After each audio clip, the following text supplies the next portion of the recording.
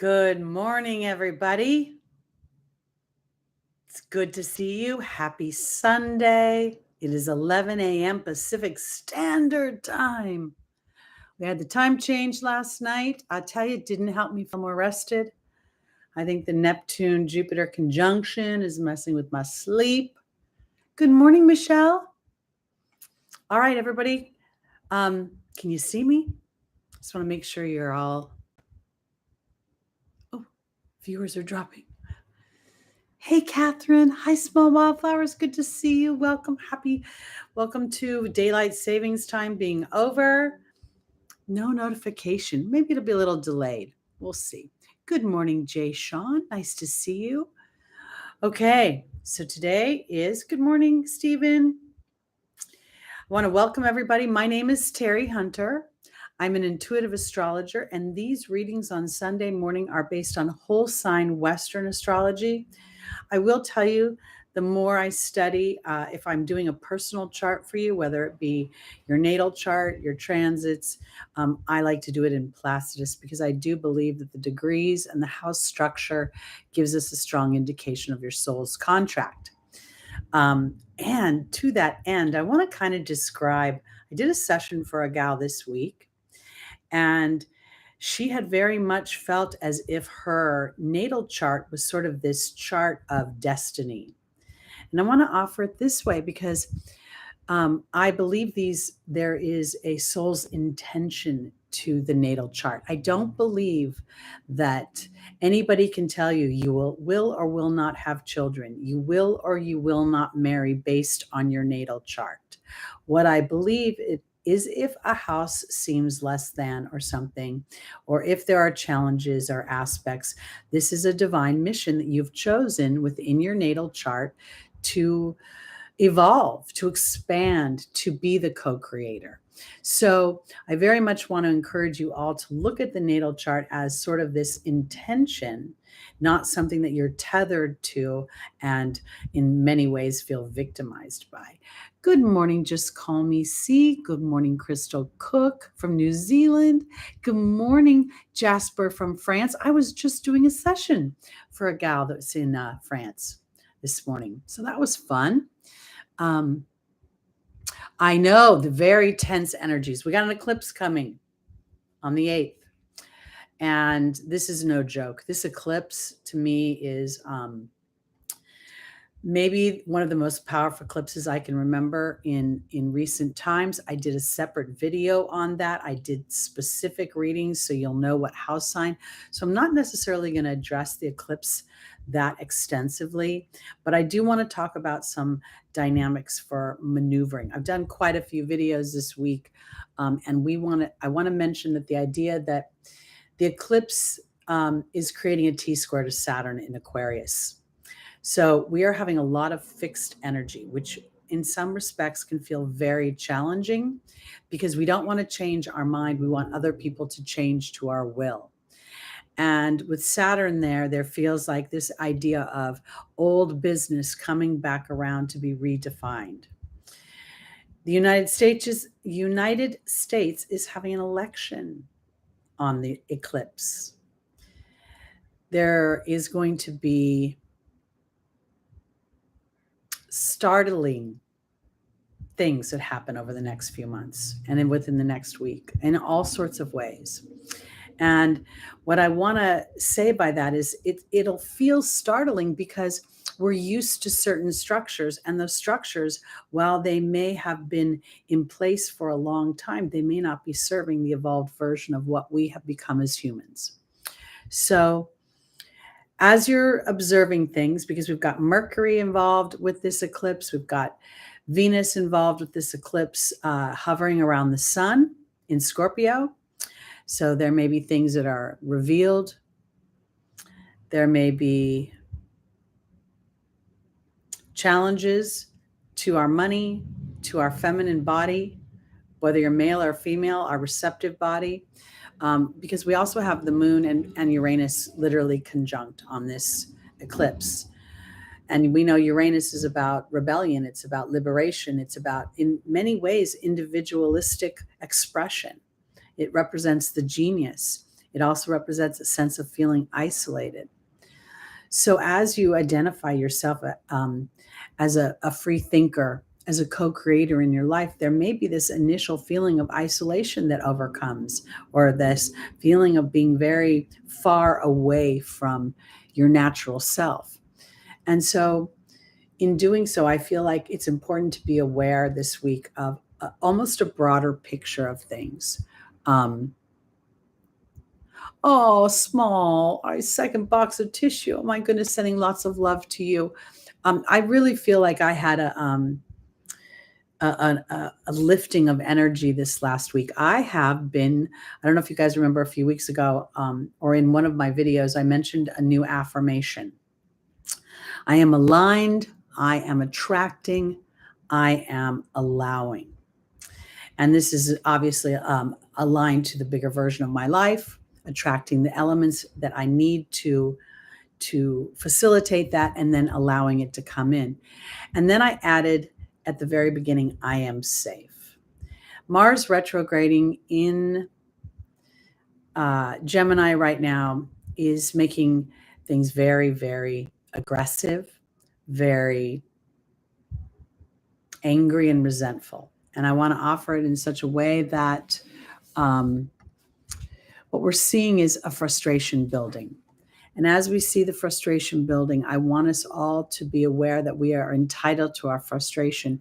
But what this eclipse is offering us in the way of a fated event is how are we going to address it? Because it's on the axis of other people's money, other people's dominance and control over me, and my individual voice, and my individual view, and my family history. So this week, as I was using my tools, I am safe, I am aligned, I am attracting, I am allowing, I found myself mixing up the verbiage, changing up the order. It was a weird feeling of being connected to the affirmation and then also disconnected to it. The reason I say this is because I do think there will be situations that come up that give us opportunities to make divine choices. And the divine choice may be a challenging choice. Do I believe in myself enough to put my chips in and bet on myself? Or am I going to defer my power to what has been, what I know feels secure, but probably really isn't secure? Because this is going to be revealed. And I think we're going to have almost an immediate reveal of this. And then we're going to have support reveals over the next few months, 6 months or so. And I want to offer this because Scorpio is a very psychological sign.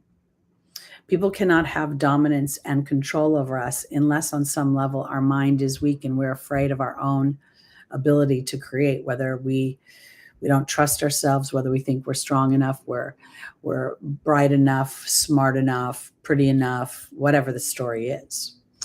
And the growing conjunction between Jupiter and Neptune is going to expand either our wanting to escape those questions or our willingness to address them from a spiritual point of view. And as I have aged, I don't want to walk through the unknowing anymore. I don't want to incarnate in the physical experience and feel so much agony, so much headwind, so much challenge. And so I've decided that I'm going to be brave. Mars is brave. Mars is the hero. How can I be brave in my thought process as Mars retrogrades through Gemini? And I feel myself wanting to be angry at people. I feel myself wanting to have an inner dialogue and, giving them a piece of my mind. But is that really serving me, or is that pulling my focus into a direction that feels old and patterned and, frankly, for myself, a bit victim-y? And I'm tired of feeling victim-y. So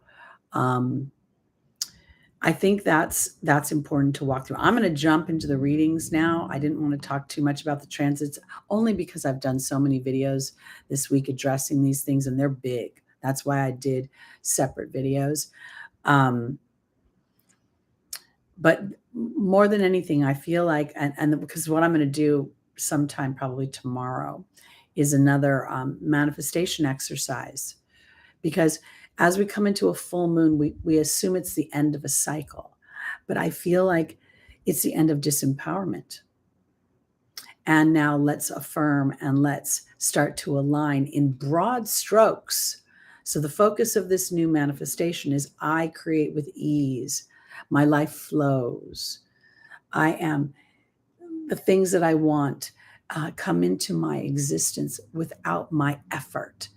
I haven't quite figured out the verbiage, but you get where I'm going with this.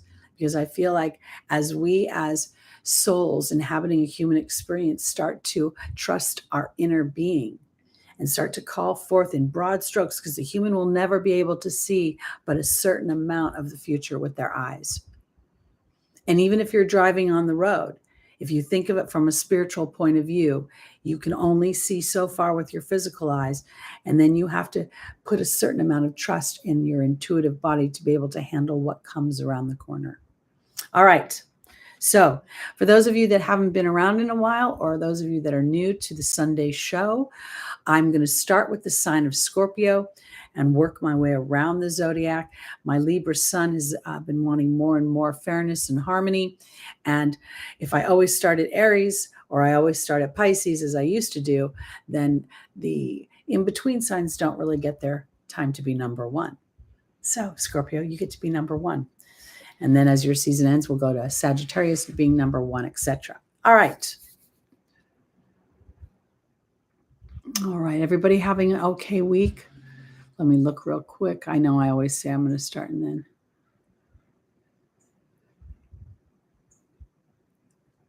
I want to offer this because, you know, we as humans, Stephen, always think that the house of health, or that how we look at the dark side of the houses, this is a house to liberate yourself and your mental health, your physical health, implementing small changes. I've been doing, the medical medium did a 10-day challenge on his new book, Brain Shots.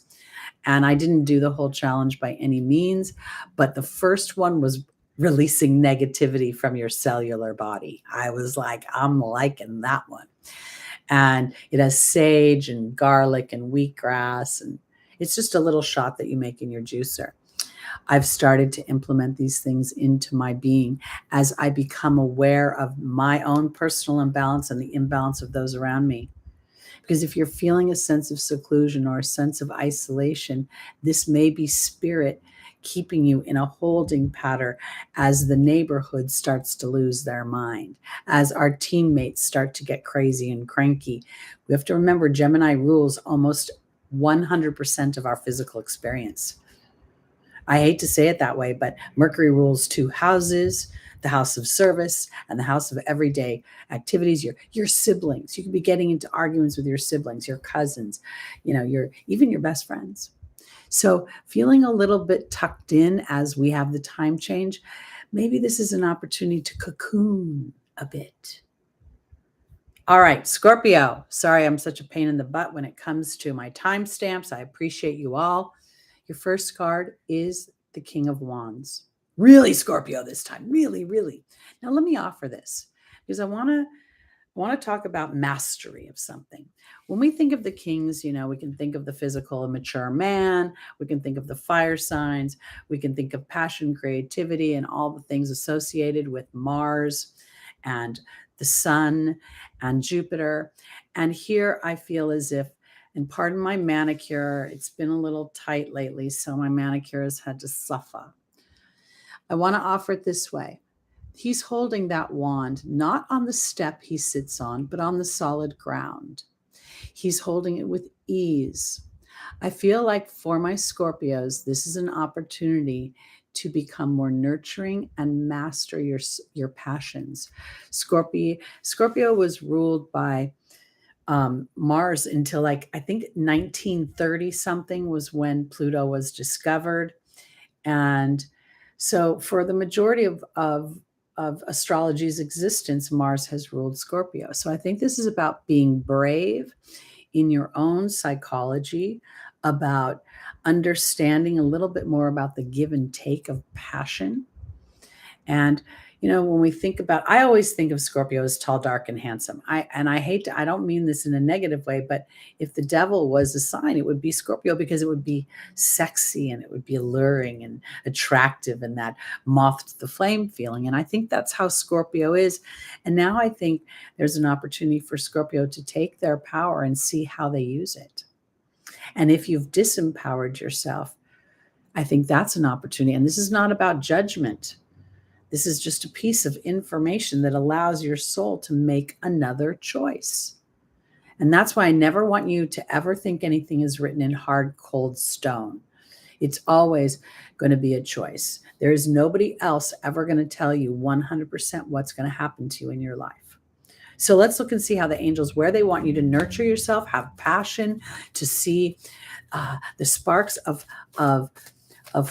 fire as something to be inspirational. All right, here we go. Scorpio rising, moon, sun, and stelliums. We have Merlina in the foundational position. We have Indra in the opportunity or the obstacle. We have Sonia in the angel's advice, and then we have patience. Scorpio rules the quote unquote occult. And I think that the word occult came up because humans in power did not like the idea that humans could actually be co-creators and be very powerful. Abraham says, if you're familiar with Abraham Hicks, Abraham says one person who is aligned has more power than 1 million people who are unaligned or not in alignment. So Scorpio, I think this is really an opportunity to dig deep about what you want for yourself, where you have either, let's say you have invested in something and you have a financial advisor, and somewhere in the back of your head these days, you're thinking to myself, I don't know. Trust you. Okay, we have Indriel being joined by the dog. Merlina was joined by the bee. Sonia's being joined by the letting go card. Patience is being joined by the partnership card. Okay, I want to offer this in a very broad way, because the eclipse is having, and Scorpio, I did a whole separate reading on this, but I think this is about setting an intention from a place of passion. I think this is about coming out of the dark of Scorpio, allowing your own passions and your own. I feel like I'm talking to the part of Scorpio that's given up their power. I feel like, if you've been in a relationship and your boyfriend or girlfriend is really good in bed and that relationship is bad, you've given up your power. If you have turned over any amount of money to a financial advisor and you don't like the way it feels, how they're running your money, you've turned over your power. If you have used sex as a weapon, I'm not going to have sex with you because I'm mad at you. You're using it as a weapon. And what I feel like this is about redefining that for you, because here's Merlina. She talks about confusion and indecision, and there's the B card. And the B card is, what do I believe? What do I really, what is my attitude? What is my disposition? It also offers victory.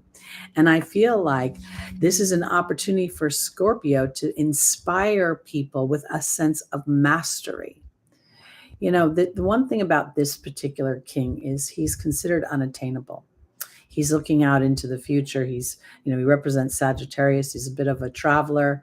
And I feel like in this particular case, this may feel like it's unattainable for you to be able to inspire people to your way of thinking or to engage them. And I think that this is where a little bit of a softer hand. Instead of trying to get someone to listen to you because you're telling them what to do, maybe you're inviting them. Because Indriel and the light and is a light worker, and there's the dog. And I could talk about love, but I think this is about sincerity. I think that this is about Scorpio kind of digging deep and saying, you know what? If somebody was trying to get me to help them do this, would I respond to that? If I was in conflict with somebody and they said, you're just an a-hole, would I respond favorably and be like, oh, I love you, let me hug and kiss on you? I don't think so. So I almost feel as if this is really an opportunity to connect. And I could say that Sonia represents the divine, your team. But I think this is the deep psychological aspects that your inner soul knows. And then there's the letting go card. And I want to say it this way, because letting go is never letting go. This is a 44. I'm totally mortified by my manicure, so please forgive me. But the 44 is a master builder number. And the letting go card is really Elsa going up the mountain. It's time to see what I can do to test the limits, to break through. No right, no wrong, no rules for me. I'm free. The whole axis, while this moon is in Taurus, there is a cluster around the sun, the south node.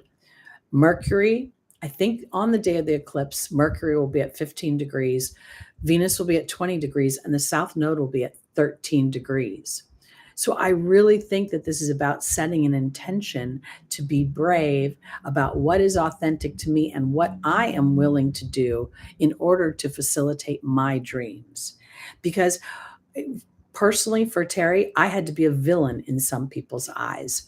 I had to be this dark, honestly, my family must think I worship the devil, because they don't believe in any of this stuff. God dictates, like a little puppeteer, what happens in people's lives. I absolutely do not believe that. So I am willing to be the villain, the enemy, the hidden enemy in their lives, because here is about coming into partnership with the truth of who you are. This patience card is about observing yourself. It's about observing your own personal wants and desires. And then there's the partnership card. And this could mean partnership outside, but I don't think so. I think this is partnership with the truth of your being energy. I love Scorpio. I love Pluto. I'm a crazy person. All the malefics, I feel like, are my friends, because they're like, I'm not really malefic. What I am is challenging the structure of the human imbalance and structure. So when I turn around and I create upheaval in your life, Pluto, when Saturn sits there and makes you feel depressed, why are you depressed? Because you're probably following somebody else's agenda or path, or you feel trapped. So this is about mastering your own inspirations and allowing yourself to go into territories you haven't gone before psychologically. Because as you become more aware of your being energy and how you respond to something, then you can be a real light for others. Because it is not about the sincerity to others. It's the sincerity to yourself that allows you to start to see how powerful you are.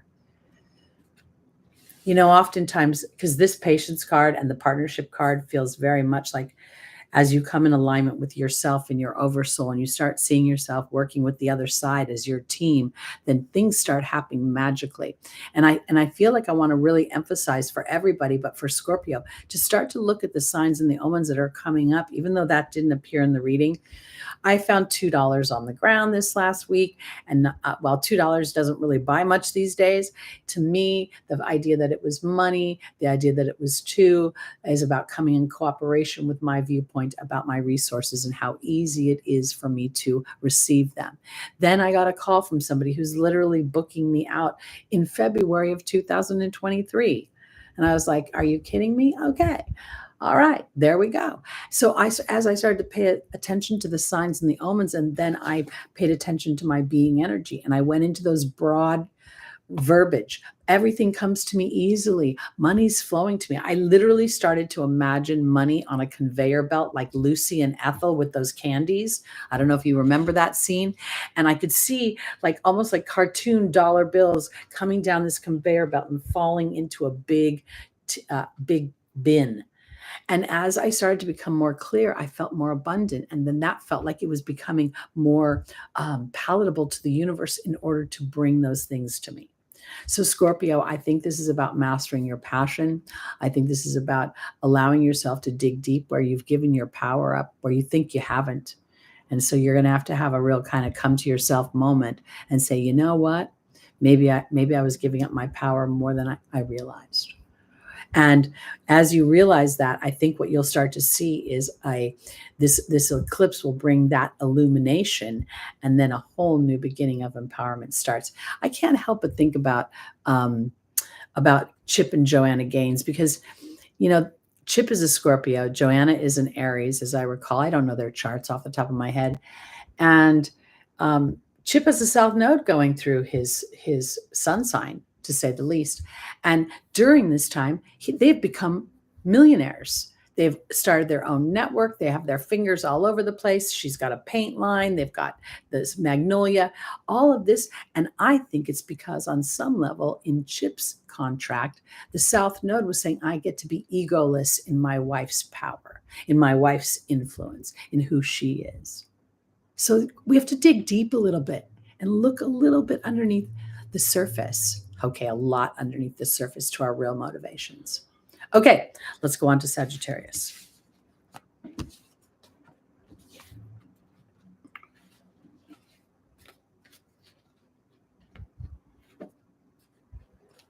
You know what? Okay, I want to say something about that CJD because that word cheering really hits me.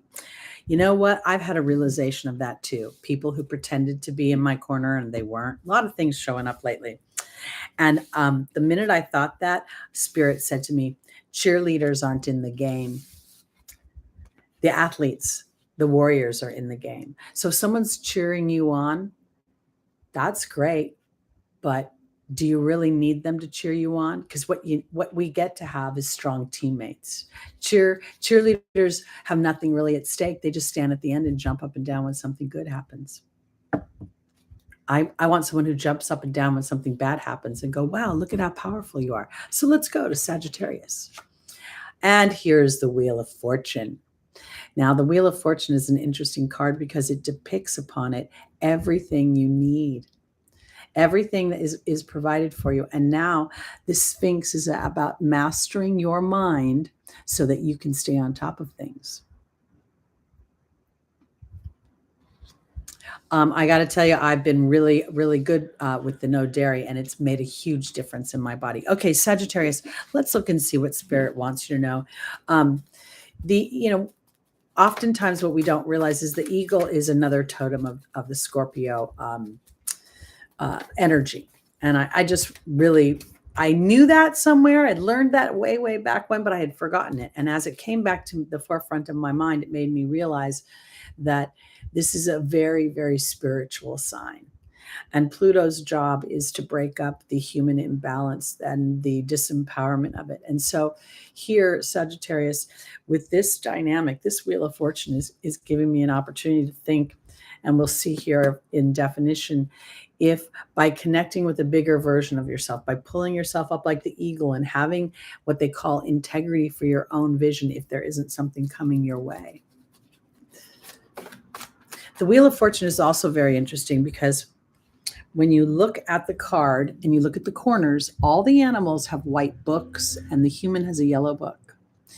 And I think that the yellow book represents the power of and I kind of, because there's no words on it, I kind of feel like, because it's all yellow. Yellow is the power chakra.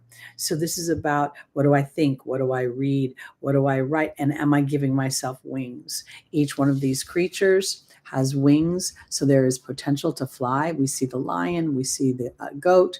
We see the eagle. Okay. Because I think very much that Sphinx and the sword and the idea that the human is in yellow has something to do with the sword element, the mind, the trusting that the mind has been conditioned. So what we're doing is we're going to do one of these as we start to recondition it, recalibrate it to serve our bigger vision. Okay, Sagittarius. Our first angel is Mystique, keep charging ahead. The second is Crystal, have faith and hope there's more on the horizon. Archangel Gabriel is about insecurity, and Isaiah is about new beginnings.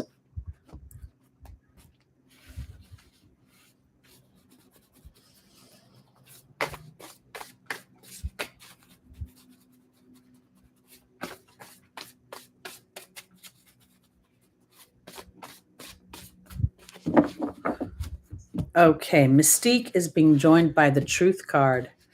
Crystal's being joined by the Earth Fairy.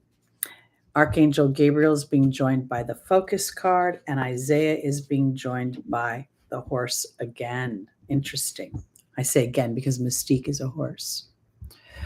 Okay, so Mystique is about coming out of the dark and into the light. And we see the Truth card. Somewhere, something is coming. Again, here we have this idea that the Scorpio is going to within this lunar cycle, within this eclipse, over the next 6 months, there's something is going to come to light. And I want to offer it this way because what comes to light may feel disruptive initially, but I actually think that it opens a door of some kind. And let me kind of put it this way, because if there's been something going on with Sagittarius feeling draggy, their health, or not feeling stable within their world, their home, where they sleep at night, there's something coming up on the horizon. And I want to offer it this way because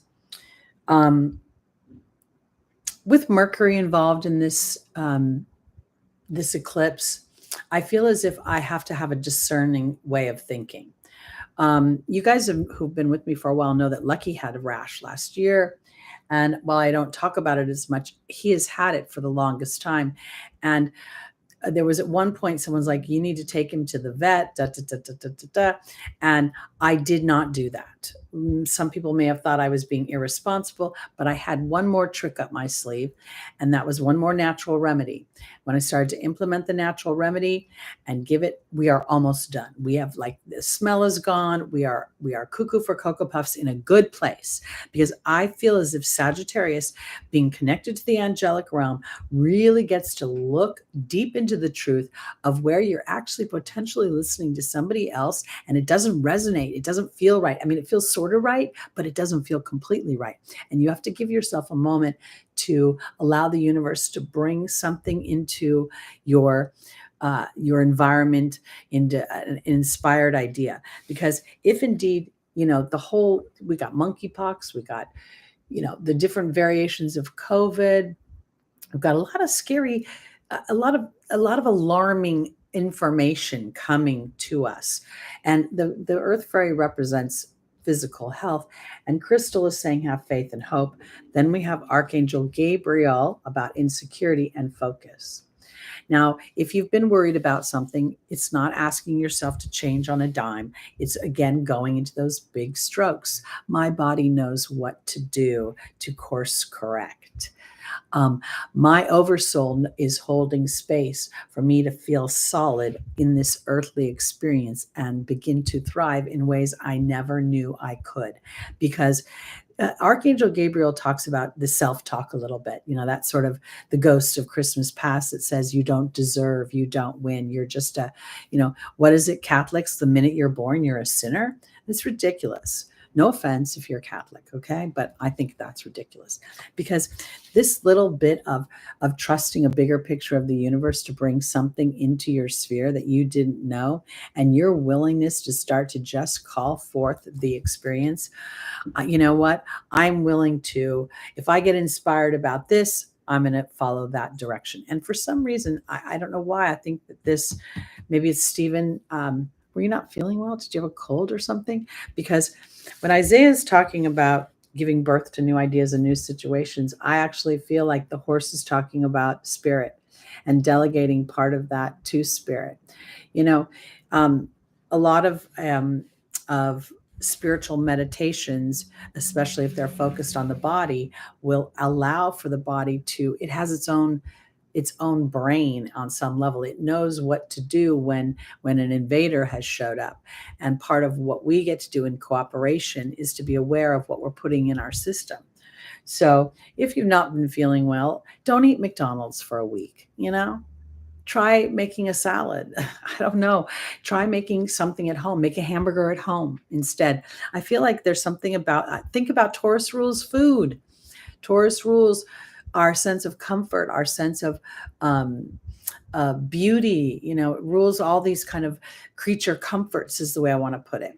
So maybe this is an opportunity for you to start to reevaluate if you've been, because with the Jupiter-Neptune coming closer and closer together, Sagittarius may inadvertently be using food or candy, or cookies, or, since I stopped drinking alcohol, I freaking want a dessert every night. So I've been trying to make sure that dessert is as good as it can be while still satisfying my wanting to feel something sweet. Because I think there's something about really being protected as you start to give life, that you've been gestating a new experience. And part of this is turning over to spirit, and having them start to give you signs and omens that you're moving in the right direction. And again, I want to offer this because I really think that with Venus being, the ruler of the eclipse is involved in the eclipse, meaning very closely involved in the eclipse. So be mindful, because even if you eat something crappy or something, indulgent, it doesn't mean that that's going to hurt you. It means more about the vibration of how you're doing it. If you're feeling sad and lonely and this is the vibration when you're eating, maybe you just say to yourself, hey, you know what? I'm having one of those roller coaster rides with my emotions, and this makes me feel better. And I take the guilt and shame off of it. And then it vibrates differently in your body. All right, let's go on to our Scorpios. No, what am I talking about? I started with Scorpio. See my brain? We're going to Capricorn. Apologize. I've got the South Node on my Mercury right now. Thank you very much. I did a whole video and I was so like, oh, good, I got it done. And then I watched, because I have to watch when I do my own timestamps. And then I realized I said something really stupid at the very beginning of the video, and I just I threw the whole thing out. Okay, here we go, Capricorn. I love this one for you, my little goats, because your ruling planet is very much involved in this eclipse. All points are actually headed towards you. You are the apex of the T-square. And here we see the Strength card. This is taming the beast. This is fortitude. This is being gentle with yourself and knowing that everything is secular. We never die. Death is an illusion. It really, really is. Einstein proved in the physical world that energy doesn't die. We are energy producing beings. And as you have been walking through this Pluto transit since 2008, and Pluto's not done. Okay, we're not talking about Pluto that much, but Pluto's sitting conjunct the United States Pluto. That's going to affect all of us, whether it's, directly related to our natal chart or not. So I think that for my Capricorns, you're naturally disposed, well, how do I build something better? How do I make something happen? How do I move things around in an earthly way?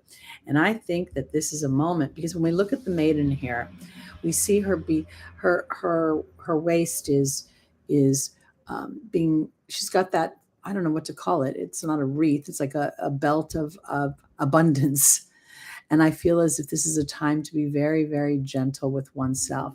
And if indeed there is a shoulda, coulda, woulda sitting on Capricorn right now, I think this is really about, well, really, I'm only ready to do what I'm ready to do when I'm ready to do it. So the timing will always be right when I'm inspired to move forward. This is very much about taking the more higher vibrational elements of what Capricorn is, the baby goat, the ability to continue to persevere, and now shifting that from obligatory energy into energy that is inspiring, a lane you love.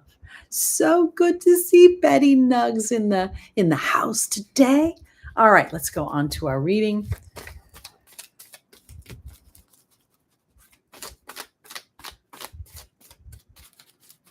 You guys in the chat have experienced changes in our tribe. People have come, people have go, people have returned and left again. And I think part of this journey as a community and a collective of energies is part of kind of giving us a little bit of a feeling of how we should be individually. Some things come, some things go, some things, feel as if initially may feel a little jarring, but then there's a wisdom behind it. All right, here we go, Capricorn. Our angel is Opal. Then there's Bethany. Then there's Mystique. And then there is Caressa. So Capricorn rules Father Time, history, Saturn being the father of all the Olympic gods. And it sort of makes me feel when I look at this that Opal's about your inner child, about knowing you're being taken care of, about, the Capricorn's going to want to move forward, make something happen. And maybe this is a time of pause. This is a time to allow whatever old structures are being torn down, or you see the construction crew coming down the street. Do you fight with it, or are you giving a birth to a bigger picture, that you're being supported because you rule leadership? And I think that there is the possibility for government without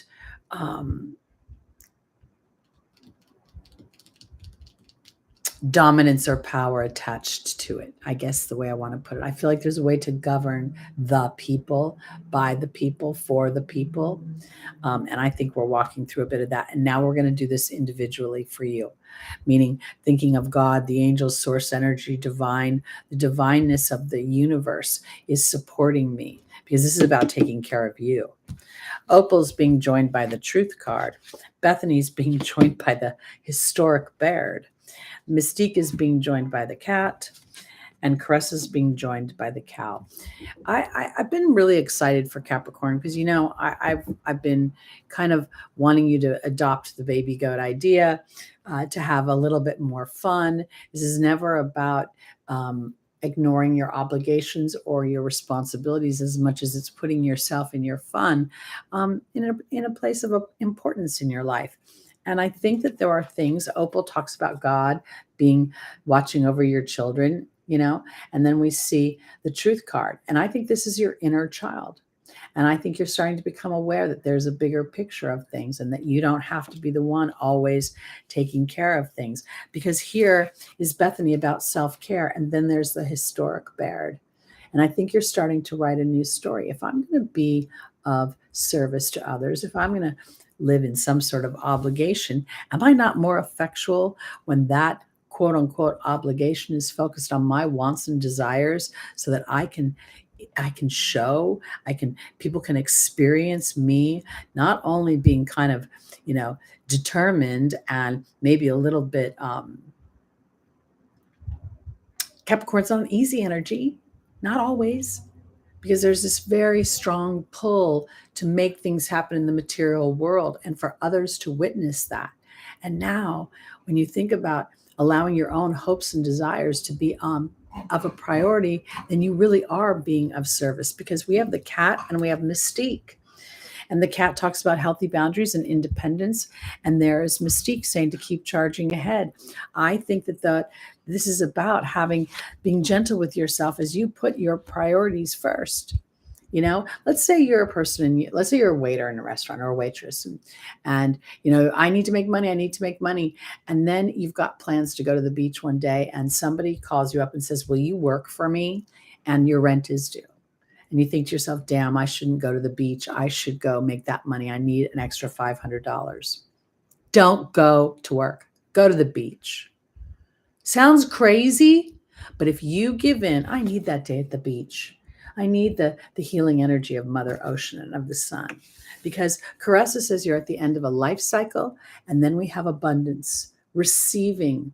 What if, rather than seeing what you need in the way of resources and your ability to make them, now takes a back seat to your ability to feel them coming to you, and knowing that as I am gentle and diplomatic with myself and enjoy Leo activities, this represents Leo. Leo represents fun and romance, personal expression, the only sign in the zodiac that's all about good times. I think this is so important for Capricorn. I think this is where your new leadership is coming from. I think this is where the balance between, doing what you need to do to make, the physical experience doable and happy, and then making you doable and happy. Okay. I love seeing that, Betty. I got to tell you too, because when we start to unravel an energy that doesn't work for us, we aren't going to go like a boomerang to the other experience. What we're going to start to see is evidence of it. So I mentioned earlier in the broadcast that I found $2 on the ground. You know, funny part about COVID, the first thing I thought when I found that $2 is, ooh, are there cooties on them? I still picked up the $2, okay? But my deal is I thought this is about me. Two is cooperative, two is a pairing, two is working together. I thought that was the universe telling me they're working on my money. I think they're doing that for you. Go have some fun. Watch a movie. Clean the toilet tomorrow.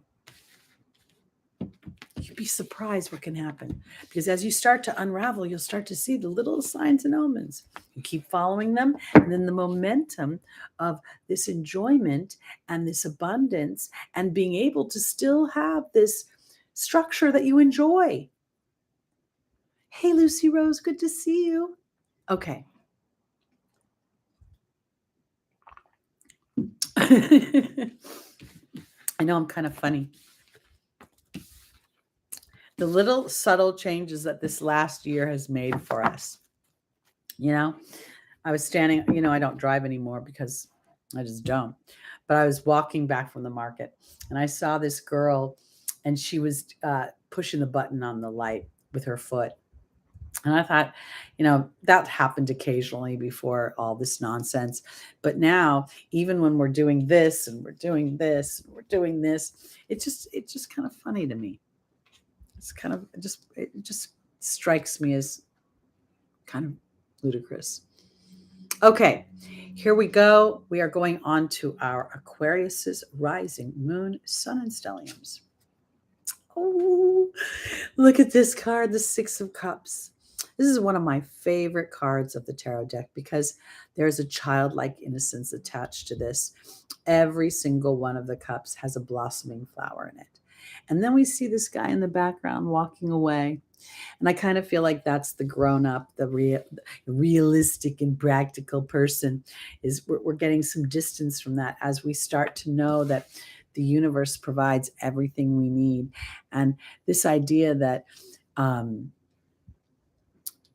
children, they don't know where money really comes from in the beginning. They just think it's there. Mommy and daddy, I want this. You provide it. The universe is asking you to have that same idea. Okay. And I want to offer it this way because here we go. Saturn is in Aquarius right now, pretty much still in that square to Uranus. Uranus is right in conjunct the moon during this eclipse. So there may be this feeling that as you do this, you could feel extremely nervous about your activities. You could feel extremely unsettled about, am I a cuckoo for Cocoa Puffs? Or you could feel very isolated and exiled, as if everybody else is worrying about something and you're not, or everybody else is like the sky is falling. Twitter gave me a notification yesterday, and there's a gal that I follow. I don't even know how I started following her. She's with John Edward in some ways. And she started talking about, like, I hope the election goes the right direction. And I said, the right direction is just a perspective. What we know with the election in the United States is unexpected is going to happen. Change is happening. The feminine is involved. Reception, feminine, the fertility, the idea of children, Mercury. So much is going on to try to think about the old ways and go back to them and think that they were satisfying on some level is silly. So here I go, Aquarius. The old ways are walking away. And in some ways, this innocence is offering you bounty. Let's look a little more specifically.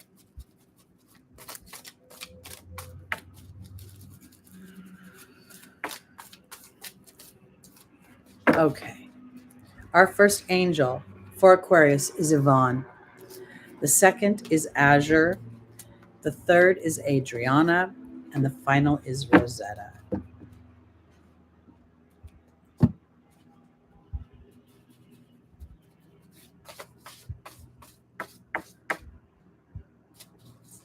Yeah, I started saying that one day, and it just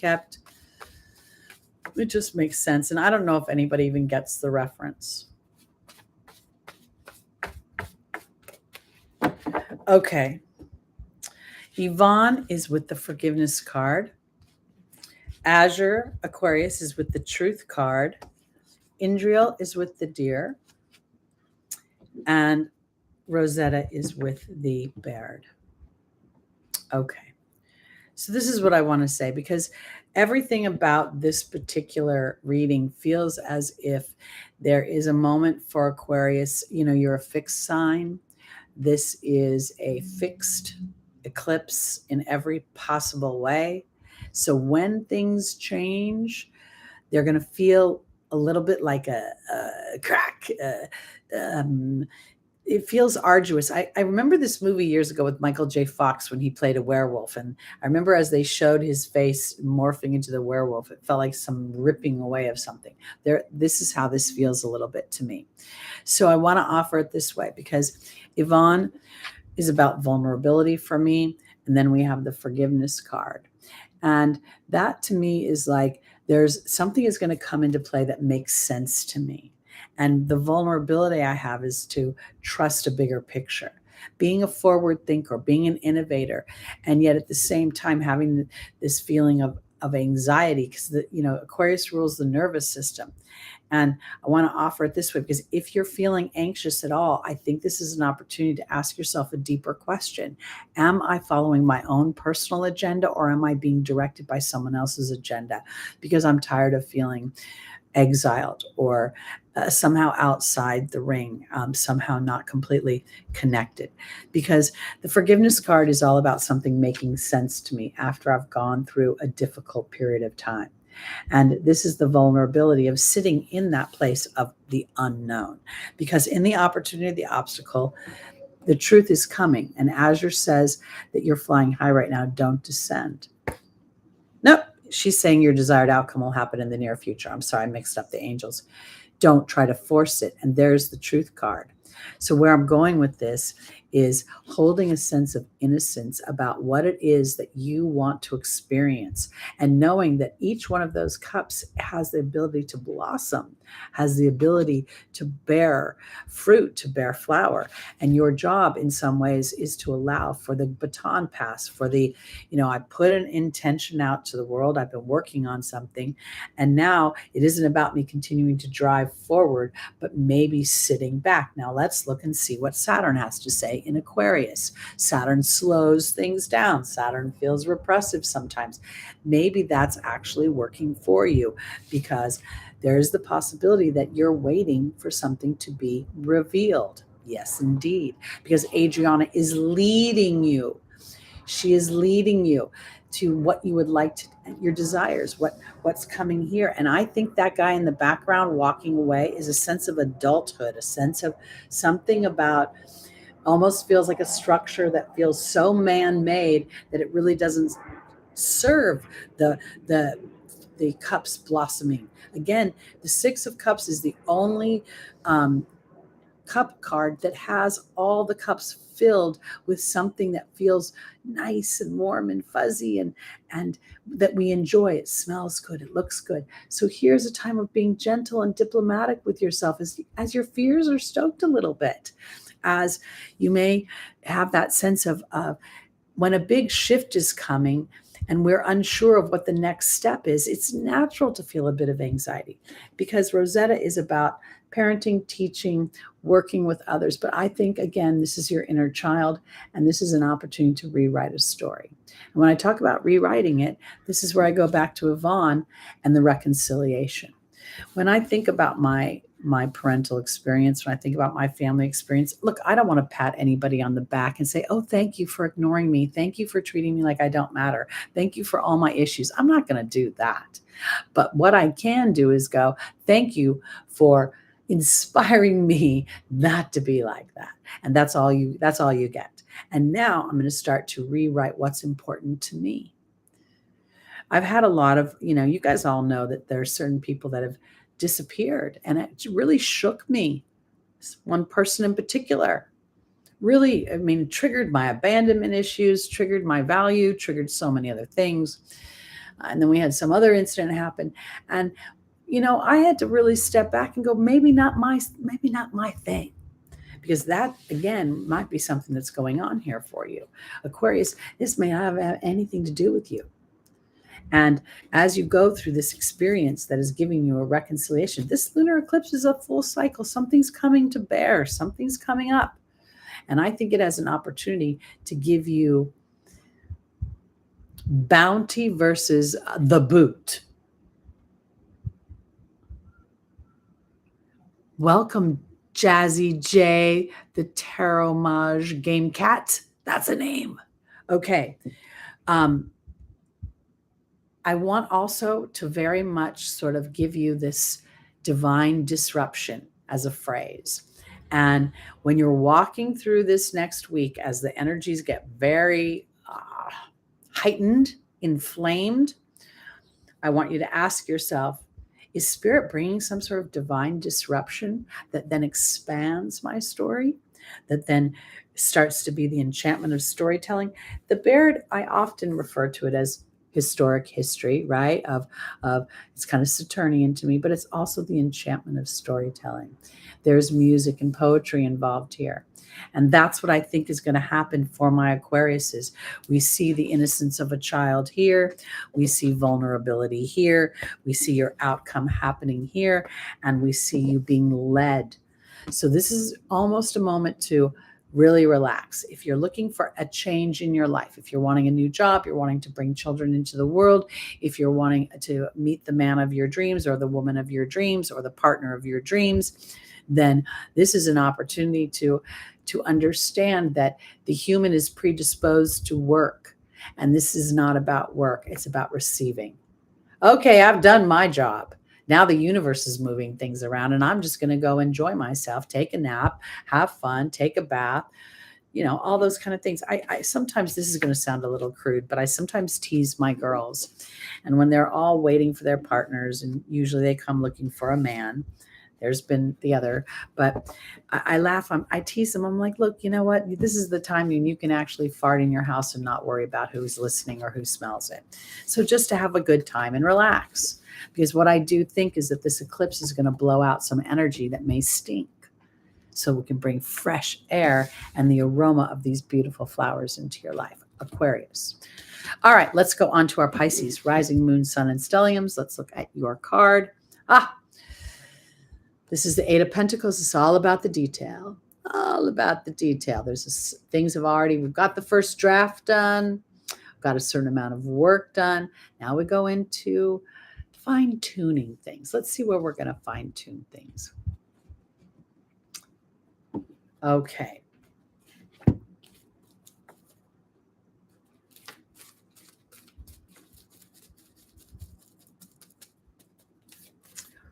It's so fun to see so many new people in the room today. Welcome, welcome.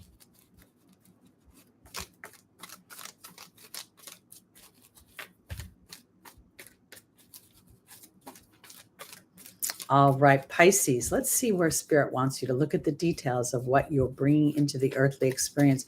This could have to do with money, but it is, we've got an apprentice sitting here. We've got him learning to master his skills, to start to look from the big picture into the finer details. Let's see where we're going. Our first angel is Sonia, the connection to the other side, your team. Then Grace and Antoinette, compassion, which is what Pisces rules. Then we have Ray, which is about your own personal power. And then we have Daniel, the angel of partnership, marriage, and your historic intimate life. Here we go. Sonia, representing those that have crossed over, that watch over you, representing your team of guides and angels. We all have one. And let me explain this real quickly, because I believe that we not only have a team that stays with us throughout this lifetime, we then have teachers, guides, gurus, masters that come in and leave as we go through certain chapters of life. So let's see how this is playing out. Sonia is being joined by the mystery card. Grace and Antoinette is being joined by the spider. Ray is being joined by the frog. And Daniel is being joined by the focus card. So we know that Pisces is by nature a mutable sign. Pisces is extremely compassionate and sometimes to the point of enabling. Not saying that in a mean way, but you're so compassionate that you can always see the wounded animal versus the human that is being offered a karmic opportunity. So here we have this opportunity to really connect spiritually. And I do want to say that, for those of you that are new to my room, I am a big fan. This is by rising sign, but I'm a big fan of the moon. I think that's as important, if not the most important sign in your chart. We manifest emotionally. So I think for my Pisces, rising moon, sun, and stelliums, the mystery card is free will and choice. And Sonia is your team asking you to really look at the details of what you're living in the material world and if you are making your own choices. Because we have Grace and Antoinette and we have the spider. Now, I could look at that and make that spider the World Wide Web, but it's always been a relationship card for me. And it's confirmed for me because we've got Daniel at the end of this spread. Compassion in your relationship. Is that about the other person, or maybe is it about you? Because when I go to the angel's advice, I see Ray. Now, Ray talks about meditation and yoga, and yet she talks about exercise and yoga, and we see her in a meditative position.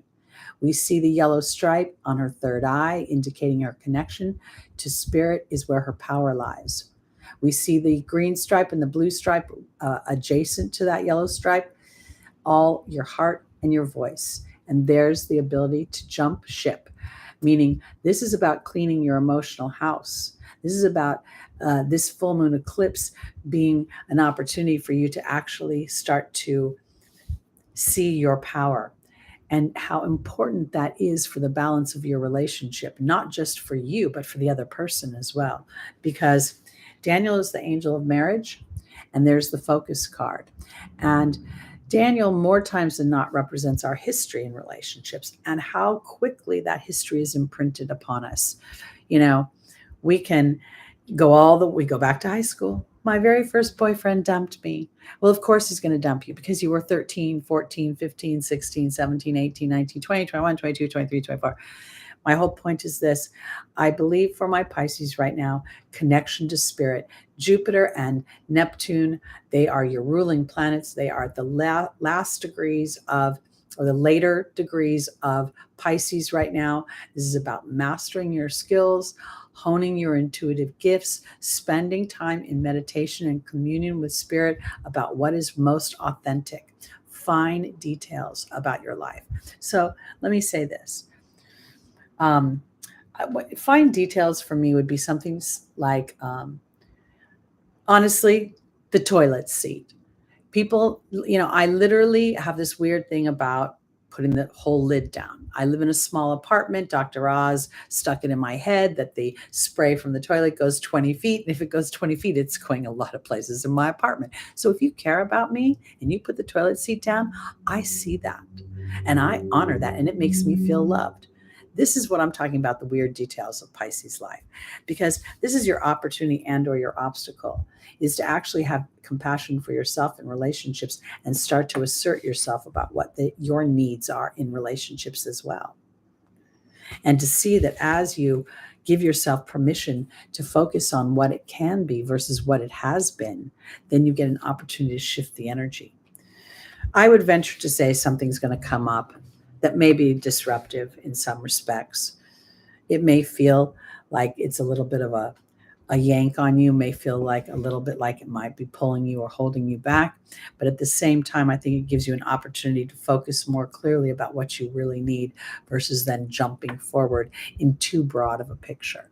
Because the broadness may be inadvertently leaving something out that is more important than would initially be considered. Good morning, Thibaut. Welcome back to the room.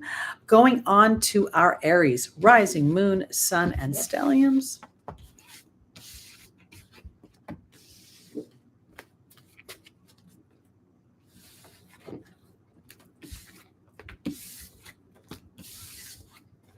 For those of you that have come into the broadcast midway, I did a lunar eclipse video, so check that out. I also did a November video.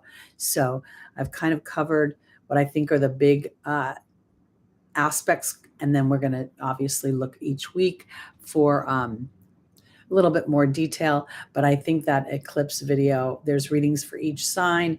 Check that because there's a lot of information in that one. All right. Oh, Aries. Okay, this is the thing.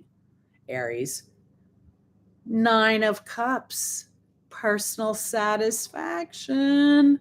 Now, let me offer it this way. We know Chiron's going through your house. We know Jupiter just left. We know you're feeling a little fiery. And I want to offer it this way because when I look at the Nine of Cups, I feel like this is still a process card, okay? Because what we see is this guy, he's folding his hands. He's like, look what I've done. I just put all my cups in a row and look at how nice they look. Look at how flexible they are. They're not full, but they are illuminated with that more yellow color. And then we see the orange. I think this is super important for my Aries to take an inventory of the things you've already put together, to sort of look at the idea. I'm an Aries rising. I got a lot of fire in me. My Aries comes through very, very powerfully. People see it often and they see it first. They don't see the Libra. She gets hidden. So I want to offer it this way because I think that Aries, with having Chiron coming through your sign and the other aspects going on that you've walked through, you've got your ruling planet going through Gemini right now. I think that what this Nine of Cups has to offer you is personal satisfaction in your awareness of how you show up. And so if you decide to display your anger, you're doing it with an intention, not just a banshee running through the town. And not everybody's going to show up that way because we've got plenty of people that are Aries and they're not, aware of themselves. But I think something really wonderful has to happen or will happen. And I think it has to do with how you've shown up for you. I also think the Nine of Cups is a bit of a process card because, again, I've got my cups lined up, but I haven't filled them up yet. But I feel pretty good about where I'm going. Okay, let's see.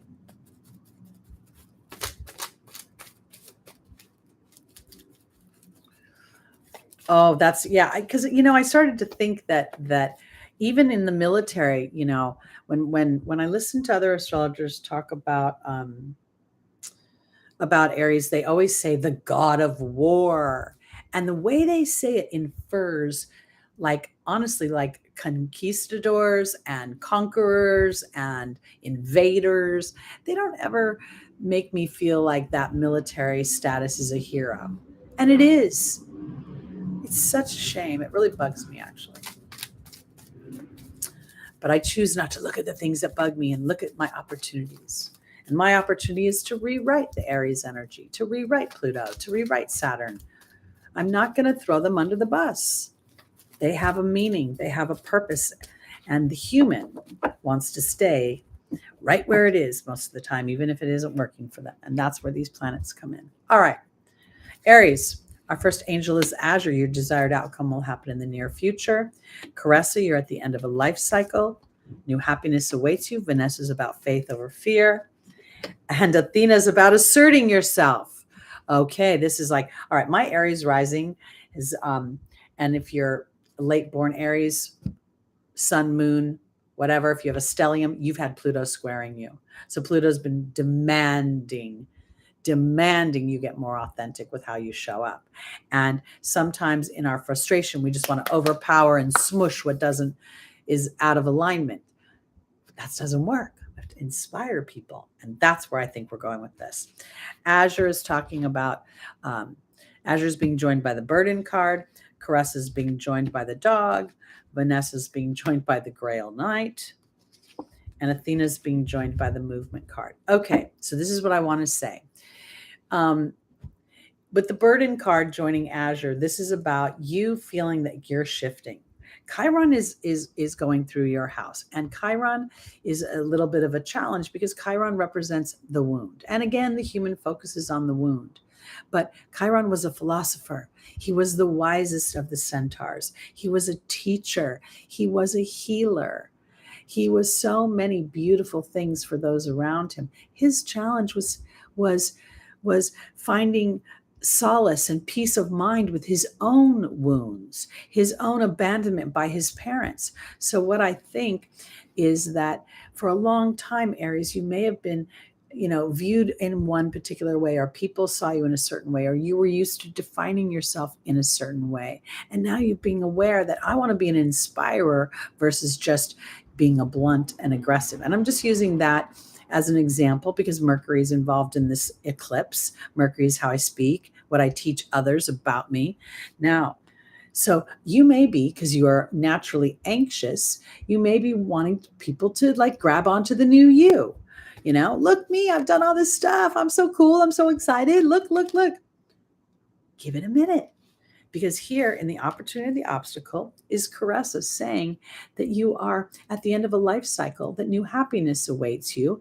And there is the dog, which is about loyalty and sincerity. I could go with love, but this feels broader to me. It feels like this is Aries starting to rewrite how people are viewing you. And rather than seeing you coming with this sort of, oh no, here comes that Aries fire, it's very different now. Here comes the cavalry. Here comes help, the military. Here comes the hero. Because now we see the Grail Knight, and I can't help but think of the Knights of the Round Table. And here I'm not thinking about romance. I'm thinking about the seeking the sacred. And Vanessa's about faith. So let me offer it this way, because in my family life, I could see the underbelly of the psychology of things. And not everybody wanted to talk about that. And I was villainized for it often. And I was rather more assertive and aggressive when I was younger. And yet, as I've gotten older, I've really embraced, do I want to be right or do I want to be happy? And I used to say I want both in a very Aryan way. But sometimes being right is not about me telling somebody what to do or what is right, but allowing them to figure it out. Because Athena talks about lovingly asserting yourself, and there's the movement card. And this is what I think all this is about. I think that Aries has been shifting, has been more of a hero energy, has been wanting to be authentic to the truth of their pioneering, courageous, brave spirit. And yet they're tired of being called angry and resentful and blah, blah, blah, blah, blah. And so now in the shift, you're like, okay, people, start talking about me differently. See my change, see my shift. Well, you know what? It may not be happening just yet, but as long as you see it, that's all that matters. All right? Because I think that as you see it and you nurture yourself, soon others will start to embrace that. And I want to offer it this way for my Aries, because it may not be involved in your family dynamic. It may be more about your teammates, your workmates, the people you see in your everyday life. I don't really have any workmates or teammates, but I go to certain places every day, so I interact with certain people. And frankly, they're starting to bug me. Mars and Gemini, their old habits are starting to bug me, but I'm choosing to show up in a different way than I used to. And that's making me proud of me. Okay, let's go on to our Taurus. This is your eclipse. This is super powerful. I really think this eclipse is more powerful than previous eclipses, and they're all powerful. And not always for all of us. Really that's where the degrees come in and give us more detail as to whether this is directly affecting us or not. This particular moon is at 16 degrees, conjunct Uranus. So it doesn't really affect my 9-degree moon. It does a little bit, but it certainly affects my Scorpio energy. I have Mercury at 13 degrees. All right, let's see, Taurus. Let me say this too, okay? Because again, I want to offer, a lot of people may be afraid of some of these astrological dynamics and the things they're breaking down. But if we stop looking at it from a human place and start looking at it from divine perception or perspective, then we will start to really represent. Because here's another card of great happiness. Okay, the 10 of Cups. You can't miss this card. And I want to say this because I don't know if you're talking about food squares or astrological squares, but squares are, to me, the tense conversation between the old me and the new me. I've said this before. I always feel like it's like building a house, and you have this point where things meet, but that naturally go two different directions. So as Pluto's been squaring my ascendant, my sun, and my Mars, especially my Mars, it's sitting there right now, I get to really look at, how do I assert myself? And and when I say that, I think about how I would respond if somebody was talking to me the way I feel like talking to that person. Would I respond or would I just flip them off? Either could happen. Let's see, Taurus, where you get an opportunity to claim your happiness and to start to celebrate it.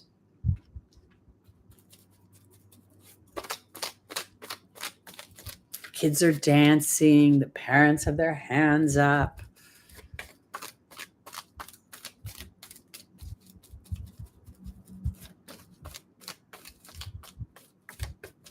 Tebow always brings Tebow, and I don't know where Nikki's been in a while, but you guys always used to bring the potluck to the room. Okay. Our first angel is Francesca. The second Taurus is Aurora. The third is Archangel Raphael. And the final is Mystique.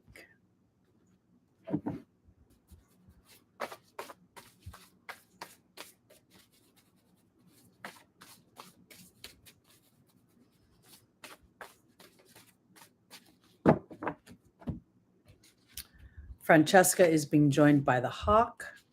Aurora is being joined by the wind fairy. Archangel Raphael is being joined by the water fairy. And Mystique is being joined by the burden card. Okay, I want to offer it this way because, again, we're talking about fixed signs in this eclipse. This is the dominant energy this week. We have so many planets involved within this eclipse. We have got Uranus conjunct the moon. We've got Mercury and Venus right next to the sun in Scorpio. So I want to offer it this way. For my Tauruses, this is about time to keep your eye on the prize. Uranus has been walking through your house for eons, what feels like eons, always bringing liberation in some way, always bringing shocking events, always bringing something that you, no matter how hard you try to anticipate it, you can't. Francesca is asking you not to give in to any negativity, not to give in to the dark side of a situation, but rather to pull your sight up and start to look at signs and omens that are supporting a bigger version of what you want. I wasn't actively doing astrology within my suite of services, although I've always studied astrology. When Uranus went over my ascendant at 26 degrees Aries is when I started my business, is when I got so angry at my job that I just upped and quit, literally. And I've never done that, although I'm capable of it. Because Aurora says you're flying high right now. Don't descend. You will soon inspire others. And there's the wind fairy. So we've got a 29 that reduces down to an 11. Here we have the hawk, an 11. We're seeing a very big theme of thought. And if we think about the idea that Taurus is in the opposite from Mercury's in Scorpio right now, there's a natural opposition between the emotional body and what I think. If we think about it that way, meaning if we take that part of what Mercury represents, because there is a healing to be had. And then we see the water fairy. It is a 28 that reduces down to a 10. There is an opportunity that Taurus will, and this is what I want to say, the fixedness, while I sometimes think of it as steel, I also think of it as being very strong. And I feel as if this is about Taurus tending to go to that more challenging side of what you represent. Is there enough money? Will there be enough security? Will I be able to feel my creature comforts? And that's why I think all of this has to do, the 11, the 29, and the 28 have everything to do with aligning your mind to how it feels in broad terms, how it feels. Look at the 10. There's another one. Everything about this eclipse for you is about aligning your thoughts in a broad way, meaning, I like that Broadway. I kind of felt like I wanted to do jazz hands, but I mean it this way. Things happen for me effortlessly. I receive all the bounty I need.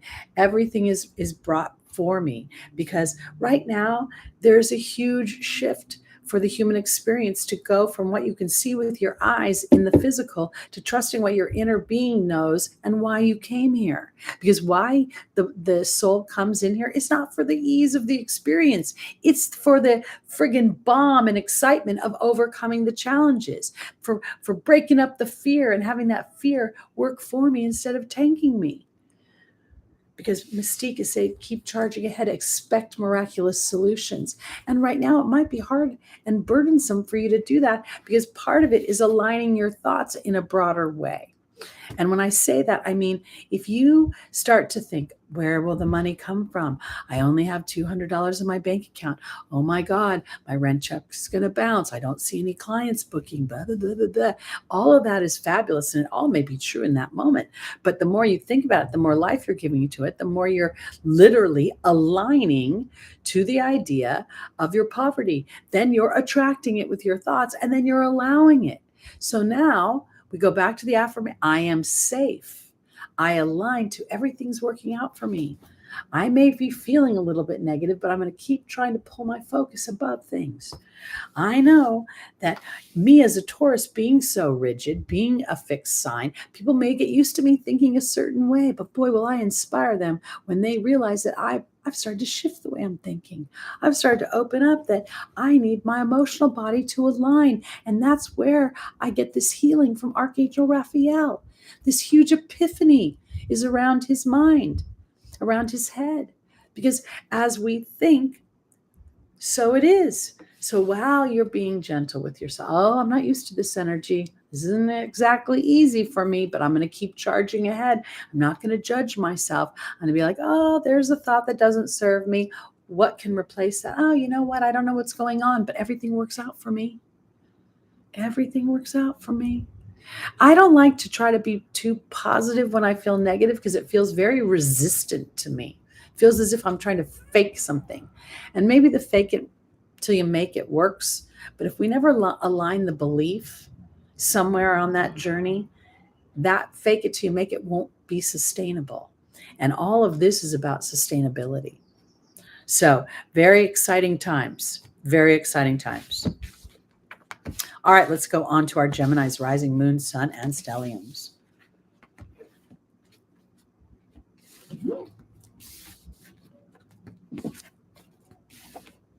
Hey, Katerina. All right, Gemini. Our tarot card this week is the Queen of Pentacles. Money, money, money. Now, let me offer this, because when we look at this queen, we see those little gremlins underneath her chair. We see the goat, right? Can you see it? Is it too dark? And then we see the rabbit running into the foreground. Let's see where we're going with this, because, you know, Gemini is a thinker sign. And then we've got Mars in the midst of all of this, and Mars is retrograding. Mars has been holding 25 degrees for the longest time. Money going out just means more room for money to come in. That's what I keep telling myself as I watch my bank account go. And I keep reminding myself that money is no different than air. There's no need to hoard it. I know the little gremlins. Can you make the money? Will it be there? Will it be there? Let's see. I think that rabbit's saying, hey, follow me, follow me. All right, let's see. Our first angel is Mystique. Okay, do we see a little bit of a theme going on here? We have to keep charging ahead. You know, for those of you that have watched me for a while, I don't know if you remember, but I always think of Mystique as Gloria Estefan's Coming Out of the Dark and Into the Light. It's the song she wrote after her bus accident. And then she thought she was going to be paralyzed, and then she was not. So this is a really powerful energy. We have Archangel Uriel dealing with frustration. We have Bridget looking deeper into a situation. And then we have Fiona saying, now they've asked God and the angels for help, be open to receiving. Sweetie channel, I started with Scorpio, and I've already done Capricorn.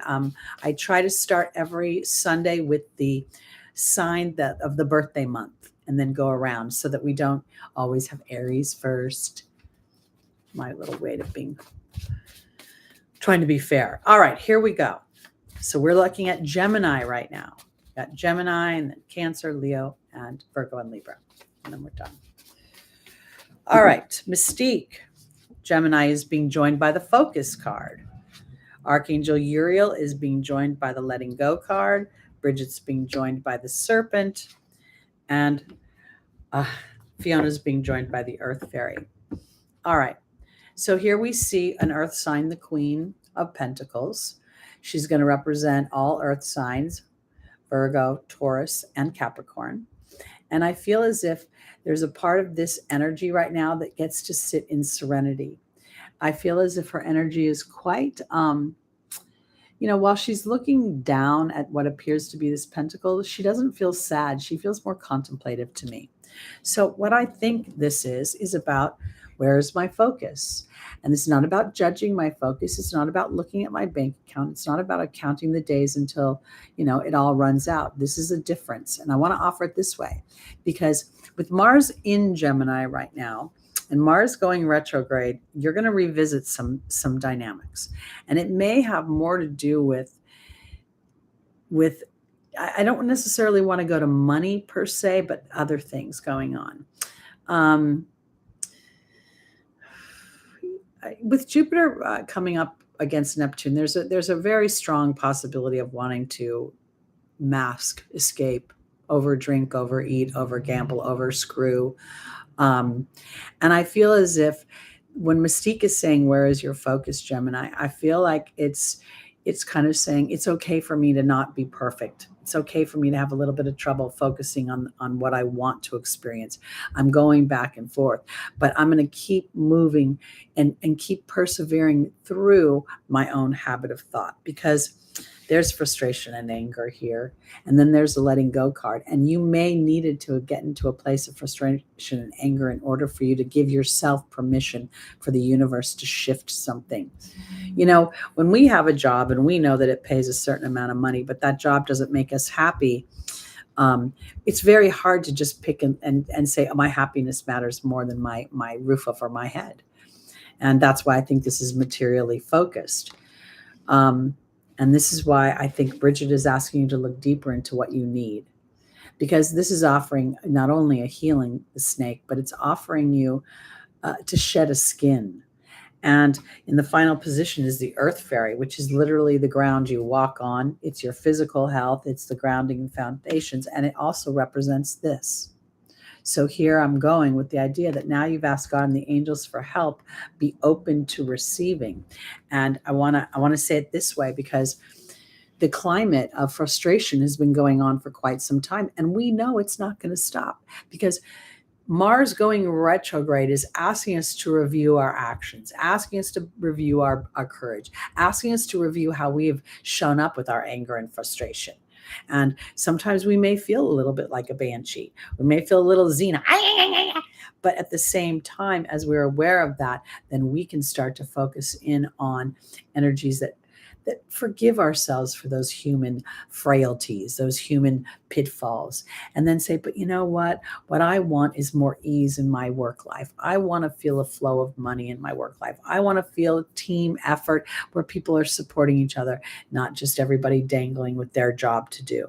Because Fiona is saying now that you ask God and the angels for help, be open to receiving. Now let's talk about physical health and foundations. Let's talk about the idea that Mercury and Venus are with the sun in Scorpio. This could very much be about money, and the idea that Gemini wants to shift into something new, but you're afraid that if you move, you're going to give up what you've amassed where you've been, or you're going to give up something. I feel like this is more about spirit. I want to align my emotional body, my financial body, my spiritual body, and my ease all together. So what I'm going to do is focus in on everything is taken care of for me. I'm going to focus in on this little bunny is prolific, and I'm going to realize that there's a part of me that's unraveling an old story as I keep charging ahead. So let me be more specific. Gemini, the twins. Whoops, sorry. Okay. Oh my God, I have no money in my bank. Money comes to me easily and often. Or money will come to me. I'm inviting money in. I feel like it's this little like seeing this, having an awareness of it, and then using broad terms to allow the universe to bring you in experiences that let you know that you're being supported and that a new opportunity is coming. I very much feel a shift in work or in your everyday life, Gemini.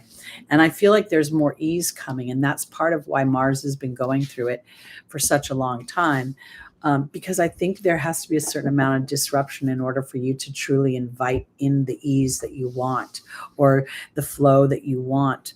And because you're Mercury, you're predisposed to kind of, do your job, work along, move the story forward. And in this particular case, I feel like this isn't about you trying to move the story forward, but literally having inspired information that comes through that allows the universe to move the story forward even better than you think they could. So again, I want to really emphasize the term divine disruption, because we're in a climate right now with, if you say the wrong thing, you're in big trouble.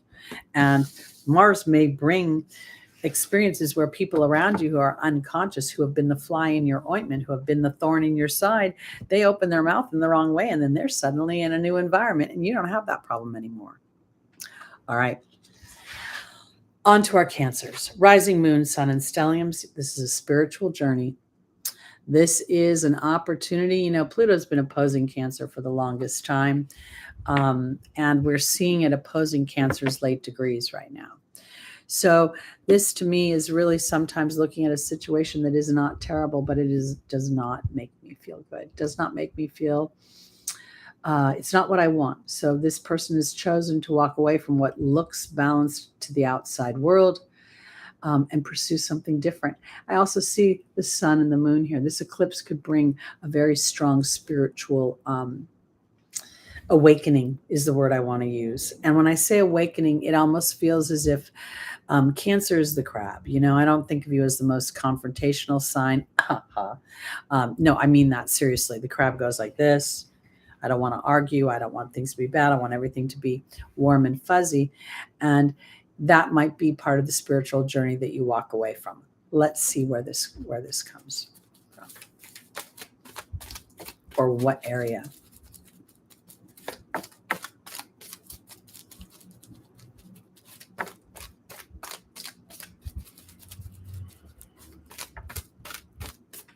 All right. Cancer, our first angel is Patience. The second is Isabella. The third is Athena. And the final is Azure.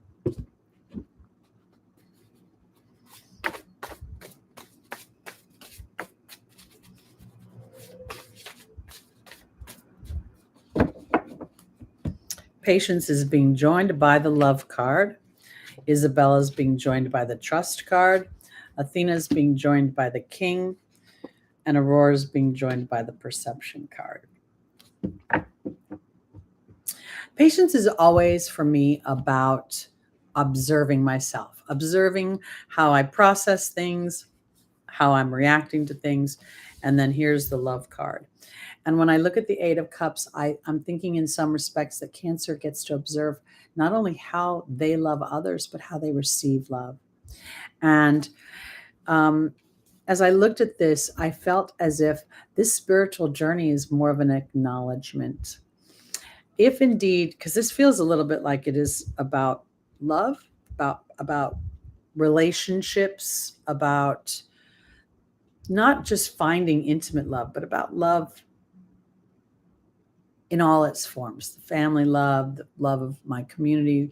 It just feels like kumbaya a little bit. I want to feel more kumbaya. I want people to be more thoughtful, more aware of my feelings. And I'll put it this way, because I think sometimes Cancer, in your warm, fuzzy, nurturing energy, you may know things on an intuitive level that you don't want to really address in the physical world. I know this person has that harsh edge, but it's not that bad. And you know what? Maybe that person's harsh edge is maybe not that bad, but maybe it's bad enough. I'm just using that as an example because it could be anything. Because I really think this is about not just how you give love, but how you receive love. And it's time to really observe that dynamic in your life, and not with judgment, not with any sort of shame or regret, but rather, have I inadvertently been letting my eyes decide whether or not I like something, or am I looking deeper into the human? Because, plenty of pretty people out there, but living with those pretty people and their pretty habits might be annoying. Who knows? Because yes, the timing is right for this new venture, a happy outcome follows your positive expectations. And there's the trust card. And the trust card comes back to this, walking away from something that seems balanced that isn't. Because in the angel's advice is Athena saying it's time to lovingly assert yourself. And then here we have justice. I don't think this is about a man's energy as much as it feels like a karmic choice for balance. You know, to just give love and not feel love, that's no fun. To just feel love and not be able to give love, that's not fun. And to feel, I guess, somehow, you know, the human experience does not support our happiness. It supports how other people view our happiness. And I remember years ago, quote unquote, dating somebody, and he, quote unquote, bought me a car. And everybody said, who cares whether you only see him once a month? He bought you a car. And I'm like, I don't want that kind of relationship. I want a relationship where two humans are involved here. I don't care about the material car. I can figure the car out myself if I need it. And so I found myself to be at odds with how other people view what's important in a relationship. You may be finding that, Cancer. And now it's time for you to kind of decide on a spiritual level how you want your cups filled. Because Aurora says you're flying high right now. Don't descend. You will soon inspire others because you've shifted your perception.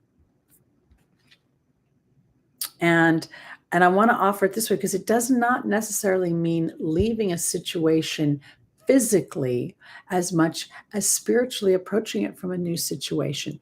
And maybe there's a part of you that in this spiritual journey of walking away from these cups, you realize that part of this is how I was showing up. Because patience is really about observing my own behavior. And I have to tell you this, I've said this a couple times, but it's been so wildly palatable to me lately. But I love Lucky, my dog, like crazy. Okay. I have no family. He is my family. He's my best friend. He's everything to me. And he's 10 and a half years old. And for 10 years, I feel like I have loved him with this fear of losing him. Something bad's going to happen. We walk by a dog, the dog's going to try to eat him. We walk by someone sitting in a bus stop, they're going to kick him.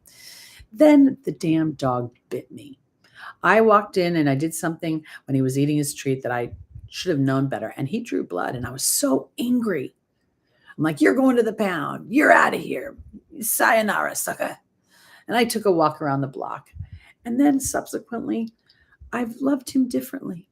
You know what? I started to love him. As long as you're here, you're here. And I'm not going to be scared anymore that you're going to suddenly disappear. I'm going to stop. He illuminated for me that when I love something, I think it's going to disappear on me or it's going to go away. This is an old pattern thought.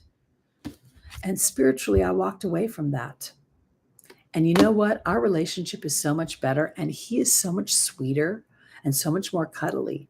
And he's not really that cuddly of a dog, but for him, he is. And I realized that somewhere I've been loving him with fear and he's been picking up on it and he didn't like it. So he was always like, don't give me your energy, girl. I think something's happening for Cancer. Don't be sad. Don't be mad. Don't be judgy. Enjoy the revelation. Enjoy the epiphany.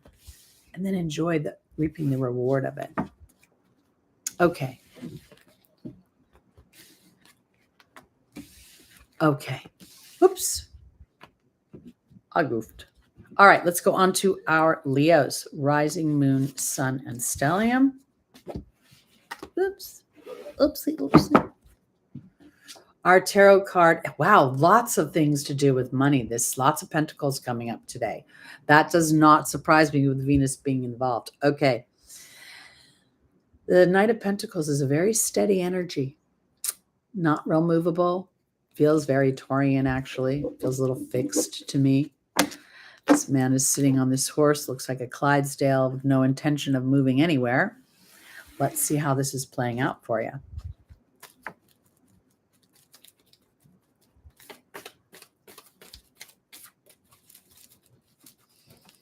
Because this could mean to stay steady on your course, to stand your ground. If you want to create something or to be more creative within your life, or at least feel more powerful within your own creation of your experience, this could be a stand your ground versus a stubborn energy. Leo's a fixed sign, you know. Okay, here we go. Shanti, the angel of peace, Archangel Uriel, Isabella, and then Omega.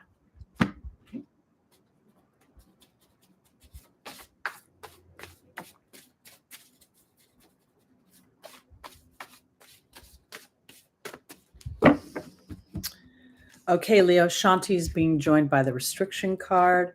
Archangel Uriel is being joined by the let it go card. Isabella is being joined by the king. And Omega is being joined by the wind fairy. All right. God bless you, my Leos. I love you so much, but I want to say this because I think on some level, you know, the Knight of Pentacles can represent a stubborn energy, an inability to move, an unwillingness to move. And it's interesting because this particular card is a dark horse, meaning it's black in color, and yet a lot of the garb here that we see on the horse, on the knight himself, is red, which is our base chakra. So I want to offer it this way because Shanti is the angel of peace, offering a smoother road ahead. Okay, and then there's the restriction card. So here I go. Okay, Leo. So, you know, you're the king of the zodiac. You rule the zodiac. The sun rules you, and now there's this feeling of this eclipse in some way bringing something. I don't want to say stalling it, but it feels like it slows it down. And I want to offer it this way because Shanti, the angel of peace, very much feels as if it could be a perception. And I've really coined the phrase and enjoyed it, divine disruption, because I think that this restriction card on Shanti has something to do with your frustration and not being able to incorporate your frustration, but focusing in on it. Focusing, this isn't working, that isn't working, I'm not getting to do this, I'm not getting to do that. Why is nothing moving in my financial body? Part of it feels like it's because that's where you're focusing. Nothing's moving, nothing's moving. I've been totally living this, okay? I've watched myself. I called myself, my friend said, how are you doing? I said, my lips are above water the other day. And I literally pictured myself like with just my lips sucking, trying to get air up. As I realized that, things started to shift because Isabella is saying, yes, the timing is right for this new venture. And it's time to be the authority in your own life. And God bless your fixed Leo self. Are you allowing for your ease? Because I got to say, there's the wind fairy. And this is about being victorious over your mind. And I want to offer it this way. It's not about being victorious over your mind like this all the time. It's about seeing the ebb and the flow. And am I being I'm broke, I'm broke, I'm broke, I'm broke. I have no money, I have no money, I have no money, I have no money, I have no money, I have no money. That's a story. That's a declaration. Money comes to me easily and often. I'm going to be gentle with myself as I realize I've been restricting myself because my frustration and my anger with the lack of movement has stopped things from appearing. But Spirit's saying this is a divine mission for you. We're talking about an eclipse. We're talking about 3 of the 4 fixed signs being involved in this eclipse. Now, Leo is not directly involved in this eclipse, but we're still going to feel the energy. So as you become more aware of your mind and your thought process, then you become more aligned to your thoughts and you allow for victory. When I was going through my wobble, my go-to, my staple is to meditate or to listen to Abraham. When my mind starts to run amok, I don't try to wrestle my mind to the ground. I try to saturate my mind with information that I know to be true, because I see myself walk through this wobble, this human wobble. And I realize within that wobble that there is power for me to be victorious over what the herd and what the news and what everyone else will tell me versus what I know about myself as an individual. And if I think about it, no one I know is living a life like me. Everybody else is tethered to somebody else's agenda. I don't want to be tethered to anybody else's agenda. All right, Virgo. Yeah, okay. I started to think I didn't have enough cards. We have the Hierophant for you.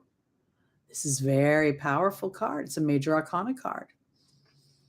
It also represents Taurus. I don't know if you can tell, but on the back of this guy's chair, there's little bull heads. So we have religion represented here. We have organizations represented, large structures. We have justice and balance and Supreme Court represented through this card. So let's see what it has to do for you, Virgo.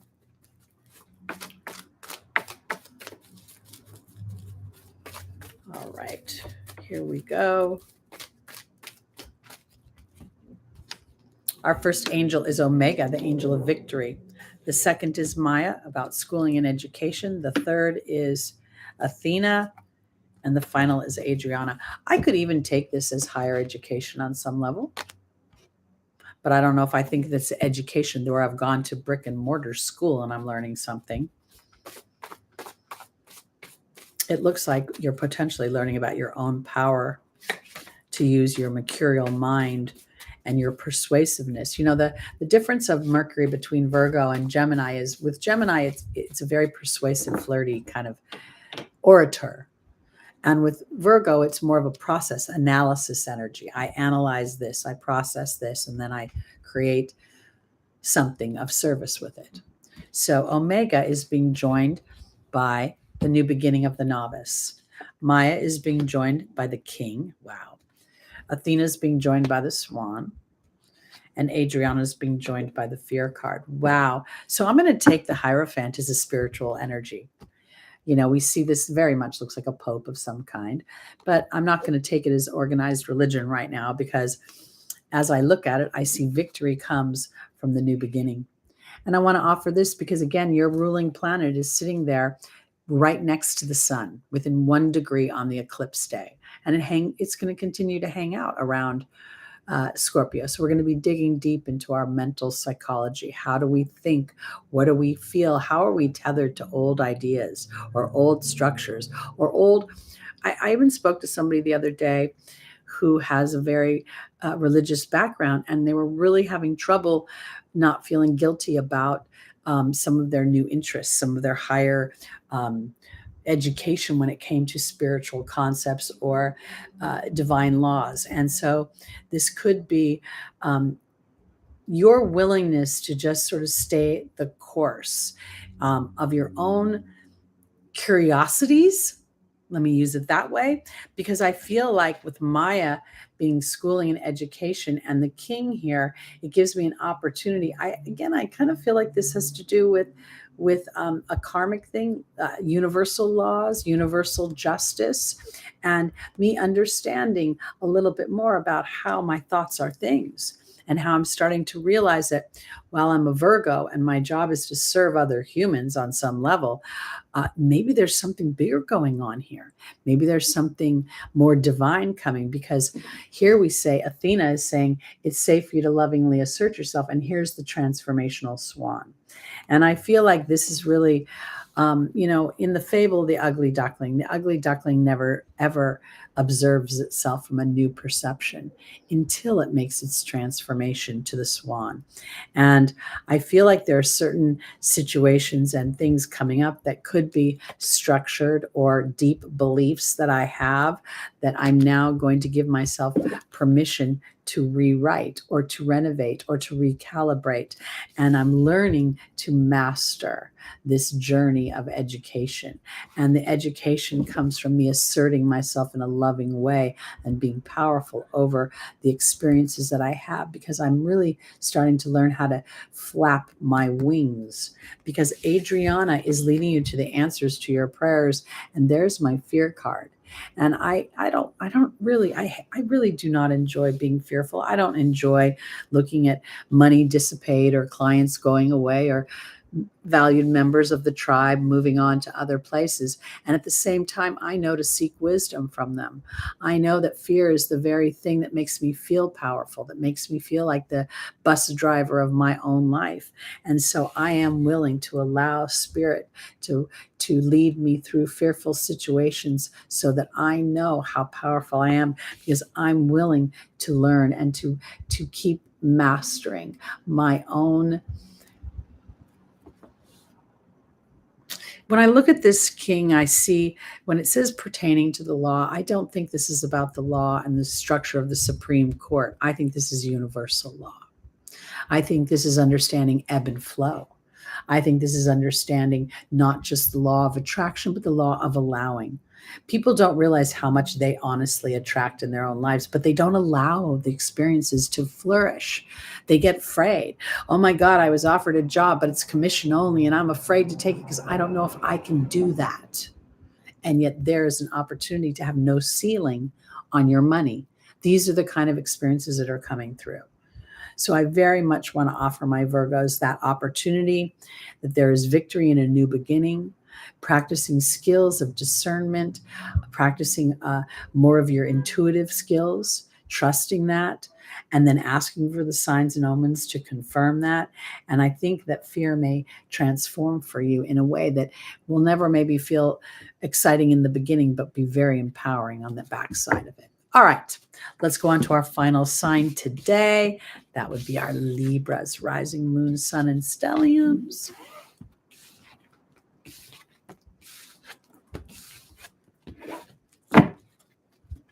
And our tarot card is the King of Cups. Libra, Libra, Libra. This is the king of emotion. And we have to notice that the seas are not calm here, but yet he is.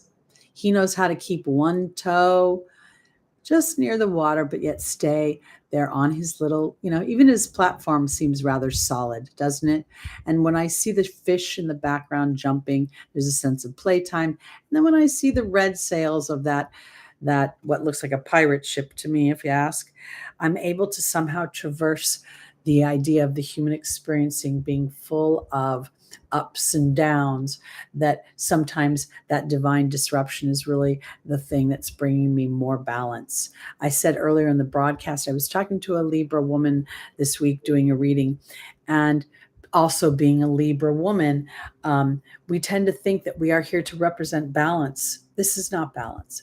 Balance is this, being able to go back and forth, because we never sit like this. All right, let's look and see where Spirit is wanting you to demonstrate emotional balance, to demonstrate a willingness to master your emotional body, your intuitive body, your nurturing body.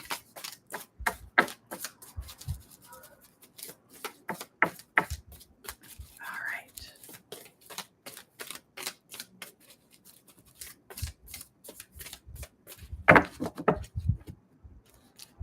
Our first angel is Fiona. Hi, Susie. The second is Teresa. The third is Archangel Raphael. And the final is Athena. Boy, we're really getting some cards today. Oh, I don't know why the notification bell didn't show up. Who knows? All right. Libra, Fiona is being joined by the Fear card. Teresa is being joined by the Partnership card. Archangel Raphael is being joined by the Leadership card. And Athena is being joined by the Raven. Okay, so the first thing I want to say, Fiona talks about God and the angels bringing to you what you need. Be open to divine guidance. And then we have the Fear card. I don't think that this is about fear in the traditional sense of I'm in imminent danger. I feel like this is a projection into the future. I feel like when I look at the King of Cups, there's the spiritual side of that fish, almost kind of representing a 12th house energy, Piscean ancestral energy that is calling me into a more spiritual viewpoint. And then I get a little nervous about the pirate ship. I can't decide which way to go. Oh boy, am I in trouble? Is something happening? Am I never going to get my dreams to come true? Because the red color of the pirate ship is very much speaking to the base chakra of what I need. Libra by nature wants partnership, cooperation, and harmony. So now the Fear card becomes false evidence appearing real. And now it's time to truly call on to Spirit, because I want to offer it this way. If Libra has been giving up their power in any way, let's just say that you are looking and observing a partner with your eyes. Ooh, they're pretty. Ooh, they got a nice rack. Ooh, look at them buns. those buns are going to drop to the floor. That rack, unless it's augmented, is going to drop to the ground once you have babies. All that beauty that appears is only as beautiful as the character and integrity of the person on the inside. So I feel like if you've been fearful about something and you didn't get it, it could be because you were not truly looking at something from a perception of happiness, but rather maybe something more earthbound in some way, because Teresa's about worrying what other people think. And there's the partnership card. So if you want to have the prettiest partner because you're worried that other people, oh, look at that. I started, I don't know how I did this on TikTok, but I somehow got on some girl named Bunny on her. She came on my feed and I started watching her. She's married to a guy named Jelly Roll, I think his name is. He's a rapper turned country artist. And he's a very big man, maybe 350, maybe 450. He's huge. And it's beautiful to watch. She loves this man like he's, Brad Pitt, for lack of a better term. And it's really wonderful to watch how she traverses other people's opinions of him and who he is.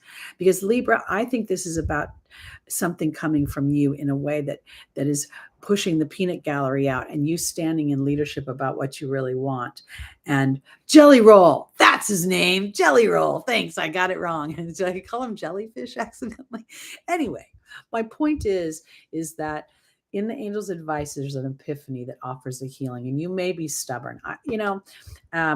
As a Libra woman, and I'm still single. I've been single my whole life, but I'm a total. When I was younger, I was very bad about visual attractiveness. I really liked people I thought were out of my league, and I didn't like the people that I thought were under my league. So I kind of feel like this is the thing, because if indeed you have not met your person and you're really wanting partnership, maybe you've got to reframe this a little bit into it, the alignment thing, that they will be aligned physically, visually to me, as well as spiritually, emotionally, and with integrity. Because Athena is saying it's time for you to assert yourself in a loving way and to realize that there is a magic and a timing to things.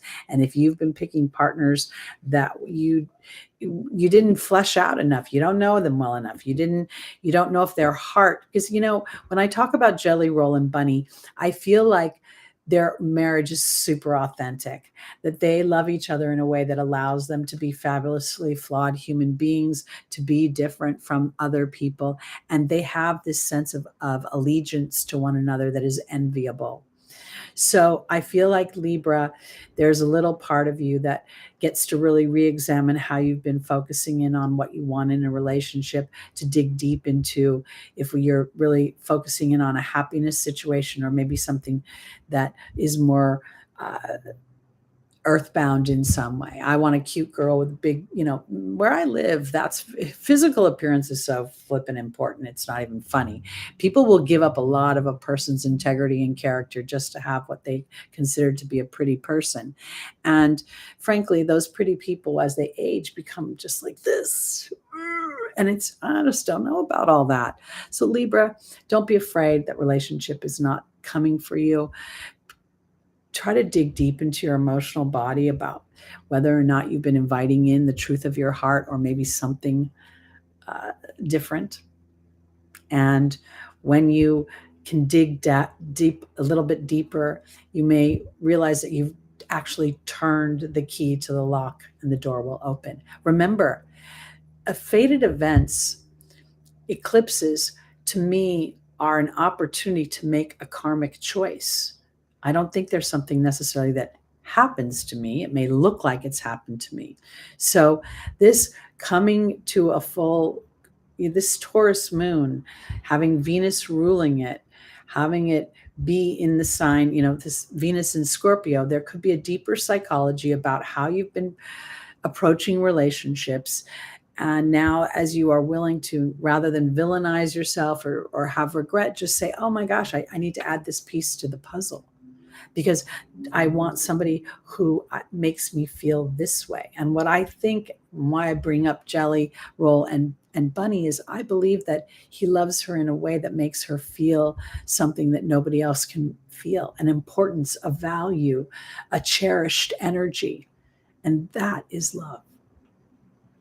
Okay, guys, that's it for this week. Again, I want to encourage you to look on the channel for some specific videos. The lunar eclipse video, I did readings for each sign. Check that out because I really think this is a huge one. And I did in November. I can't remember. I feel like there's another one I did. And I am going to try to do before Tuesday or before the 8th, another manifestation video, a short one for you guys to be able to harness the energy of the eclipse and drive it towards manifesting what you want so we can represent the possibilities. All right, everybody. Thank you so much for watching. I appreciate you all. Thank you for loving, subscribing, hitting that notification bell, for sharing the videos, and for coming every week and being such beautiful, loyal energies in this tribe that we have together. So love you all. Have a wonderful week. Be gentle with yourself. Nurture yourself. You're important. You matter. You're a star. Peace out.